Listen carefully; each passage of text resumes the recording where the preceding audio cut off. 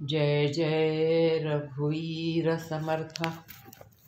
मनाच्या श्लोकांची उजळणी यामध्ये आज आपण श्लोक 145 पाहणार आहोत. सदा विषयो चिंतिता जीव झाला, अहंभाव अज्ञान जन्मासी आला. विवेके सदा सस्वरूपी भरावे, जीवा उगमी जन्म नाही स्वभावे. जय जय रघुवीर समर्थ. या श्लोकामध्ये समर्थ आपल्या ह्या जीवात्माचं त्याच्या मूळ स्वरूपापासून अधःपतन कसं आणि का झालं, तसेच अधःपतन झालेल्या ह्या जीवात्म्याला आत्मप्राप्ती कशी करून घेता येईल याचा मार्गही समर्थ आपल्याला या श्लोकामध्ये सांगत आहेत. आपलं मूळ स्वरूप हे परमात्म स्वरूप आहे आणि ते आनंदरूप आहे. आपण त्या परमेश्वराचेच अंश आहोत, त्यामुळे आपणही आनंदी असायला पाहिजे. पण तसं होत नाही. कारण काय, तर आपण आपलं ते मूळ स्वरूप विसरून जातो आणि आत्मस्वरूपाचं चिंतन करणं सोडून विषयाचंच आपण चिंतन करतो. सदैव अनात्म वस्तूचंच म्हणजेच विषयांचंच आपण चिंतन करतो. समर्थ म्हणतात, सदा विषयी चिंतिता जीव झाला. हा जीव जो आहे तो सतत विषयाच्या चिंतनामध्येच गुरफटून राहतो आणि त्यामुळे आपल्या स्वस्वरूपापासून तो खाली घसरतो. तो त्या विषयांच्या नादी लागतो आणि मग मी देह आहे असे समजून सुखदुःख भोगतो. मी जीव आहे असे समजून जीव विषयामध्ये गुंतत राहतो, आत्म्याला विसरतो, विषयामध्ये आसक्त होतो, त्यामध्ये इतका गुरफटून जातो की आपल्या मूळ स्वरूपाला विसरून तो मी बद्ध आहे असे स्वतःला समजतो. वास्तविक पाहता तो बद्ध नाही, परंतु विषयामध्ये गुंतल्यामुळे तो आपल्याला मी बद्ध आहे असे समजतो.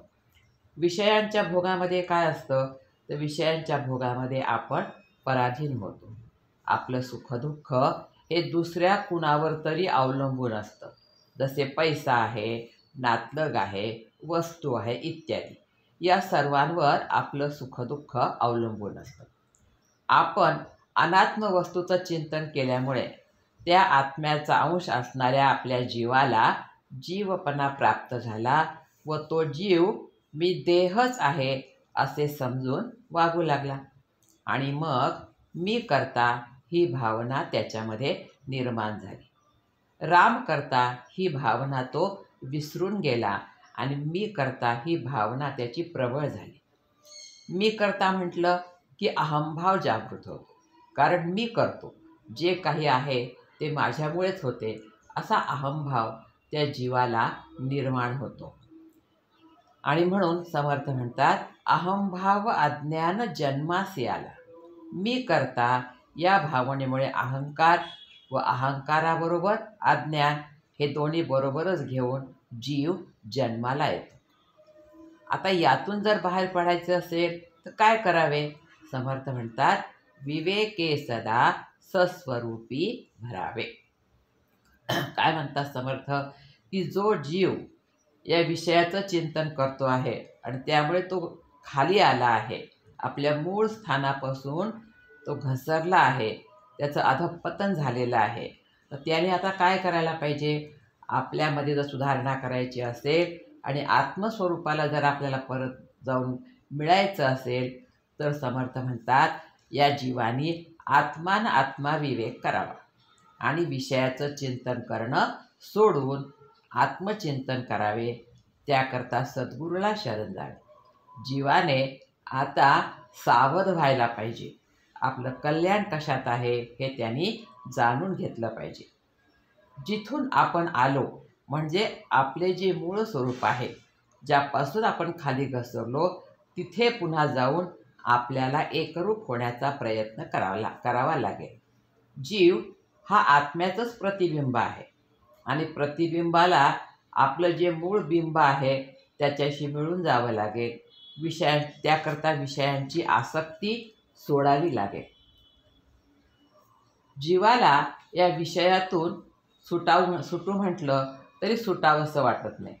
कारण या सर्व वस्तूंचा म्हणजे बाह्य वस्तूंचा या जीवांवर एवढा पगडा आहे की तो त्या विषयातून सुटू म्हटलं तरी लवकर सुटू शकत नाही. त्यातून सुटण्याकरता, या विषयातून आपल्याला मुक्त करण्याकरता या जीवाला खूप संघर्ष करायला पाहिजे. त्यासाठी त्याने जिद्द केली पाहिजे की काहीही झालं तरी मी या विषयातून सुटका करून घेईन आणि माझं जे मूळ स्वरूप आहे, जे आनंद स्वरूप आहे, माझं जे स्वस्वरूप आहे, त्याच्याशी मी एकरूप होऊन आनंदी होऊन जाईल. म्हणून समर्थ म्हणतात, समर्थांनी या ठिकाणी विवेके सदा करावा म्हटलेला आहे. सदा म्हणजे नेहमी, आज केलं आणि उद्या नाही असा विवेक चालणार नाही. विवेक हा जागृतच ठेवावा लागेल, सतत जागृत ठेवावा लागेल, सतत प्रयत्न करावे लागेल. तेव्हा कुठे या जीवाला त्याच्या मूळ स्वरूपाशी एकरूप होता येईल. आणि अशा प्रकारे सतत प्रयत्न करणं खूप गरजेचं आहे. मूळ स्वरूपाशी जेथून आपण आलो आहोत त्याच्याशी एकरूप होऊन जाणंच आपल्या जीवनाचं मुख्य ध्येय आहे.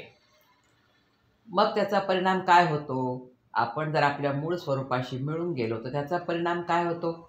समर्थ म्हणतात, जीवा उगमी जन्म नाही स्वभावे. जीव ज्या उगमापासून आला तिथे परत जाऊन जर मिळाला तर मग तिथे जन्म मरणच नाही. आणि मग जीव या जन्म मरणाच्या फेऱ्यातून आपली सुटका करून घेईल आणि मग त्या ठिकाणी त्या जीवाला कुठलंही सुखदुःख राहणार नाही. कारण तो आपल्या मूळ आनंदरूप अशा स्वस्वरूपाशी मिळून गेला असल्यामुळे त्याला आता सुखदुःख राहत नाही. आणि कारण काय, त्याचे मूळ स्वरूप आनंदरूप आहे, तिथे दुःखाला थाराच नाही.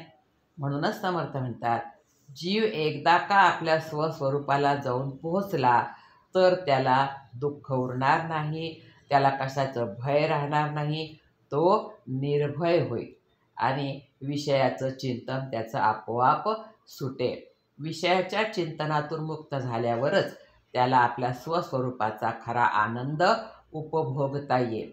म्हणून समर्थ या ठिकाणी आपल्याला सांगत आहे की सदा विषयो चिंतिता जीव झाला, अहंभाव अज्ञान जन्मासी आला, विवेके सदा सस्वरूपी भरावे, जीवा उगमी जन्म नाही स्वभावे.